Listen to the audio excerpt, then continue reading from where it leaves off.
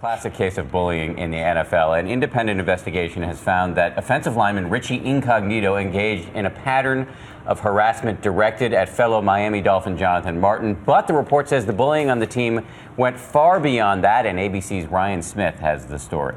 I do not intend to discuss this matter publicly. Miami Dolphins offensive lineman Jonathan Martin backed up today by a report from the NFL's independent investigator that he was harassed by teammate Richie Incognito. The perfect call on Jonathan Martin. The 144-page report finding Incognito and teammates Mike Pouncey and John Jerry, quote, engaged in a pattern of harassment directed at not only Martin, but also another young Dolphins lineman and a member of the training staff. And on 2 occasions, Martin contemplated suicide because of his mistreatment by teammates.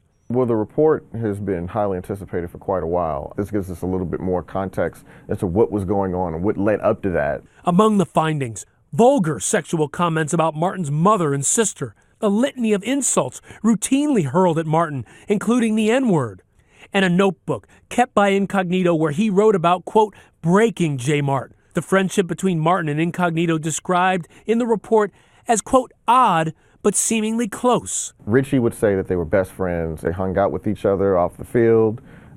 If you ask Jonathan, Jonathan would say, I just sort of had to deal with this to get to a place where the harassment would stop. Overnight, Incognito's lawyer speaking out against the report, claiming it is, quote, replete with errors. And Incognito tweeting Friday, quote, you could not define me in 144 years, let alone 144 pages. Miami Dolphins owner Stephen Ross issued a statement saying in part, quote, I have made it clear to everyone within our organization that this situation must never happen again. And no comment from Martin so far, and Incognito quit Twitter after those last tweets. But why would Martin participate in the off-color joking if it affected him so deeply? The report theorized that he had to go along to get along. According to their psychologist, this reaction is consistent with the behavior of an abuse victim.